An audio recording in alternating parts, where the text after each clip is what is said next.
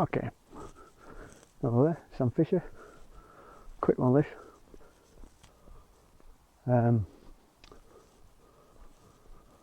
It's about, well, a couple of things. One, the situation with Priti Patel and the attempts to oust her. And a lot of people are wondering why. And what exactly is going on in the Home Office. And from what I can gather, I think it pretty much boils down to round about one thing.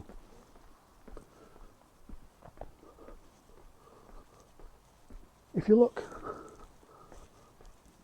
at the committee that looked into the grooming gangs, and then very quickly suppressed what that report said and judged it as not in the public interest. Look at that committee, and this isn't racist, but look at that committee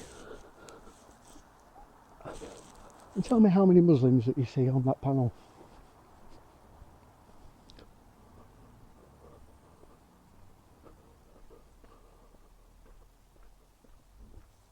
And then when you hear reports that Priti Patel is trying to get that report released, but was being blocked at every turn, it begins to paint a pretty ugly picture of why they're trying to get rid of it. I think it's downright awful, I really do. What are they scared of? That's all I ask. What are they scared of?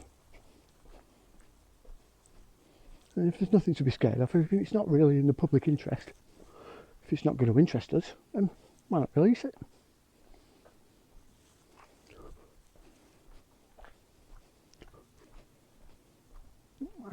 I can tell you why.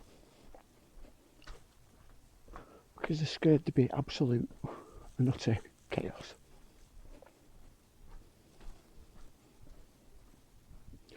That's the sole reason. They're terrified of absolute uproar. And why? Because I get the feeling it's far, far worse than we could ever actually realise.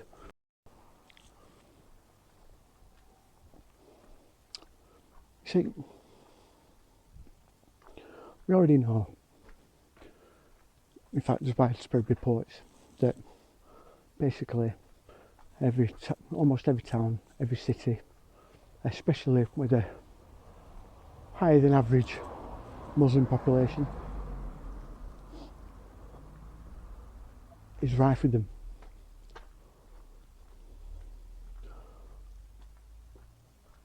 And we already know this. Anyway, we don't need a report to tell us that. A government report, we have police reports and surveys. Unofficial of course, but still. Surveys done, reports done, unofficial reports. In fact, there was an ITC committee a couple of years back now, just on that whole subject, trying to ascertain how bad the situation was. It's all on YouTube. I don't know if it still is. I did download a few of the interviews with ex-police who were just sickened by the whole situation and having to basically step down. Victims, you name it. It was very, very, very concise and very, very compelling and extremely worrying. And undeniably true.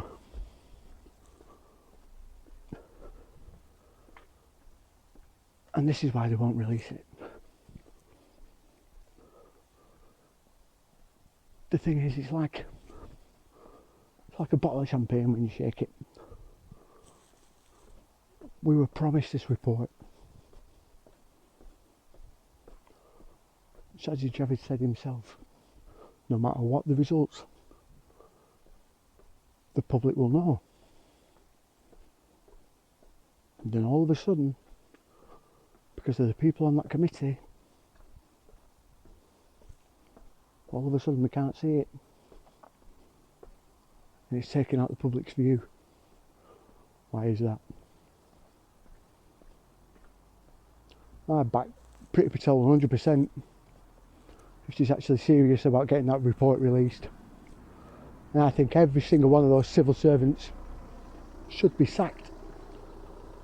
And I can guarantee that's the plan. You see, what people don't realise is that American and UK governments are very much interlinked. You cannot drain the swamp out of one without draining the swamp out of the other. Boris has got in and already started his purge. He started that with the last general election. The next one's coming, and I think the Home Office is the next one to be cleaned out.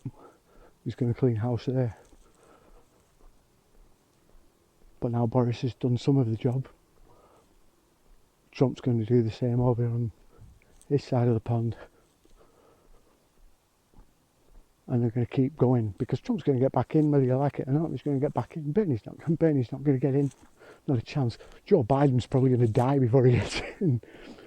Either that or his Alzheimer's, or just his general senility is going to just get the better of him, and he's not going to be able to run anyway. But Trump's going to get back in.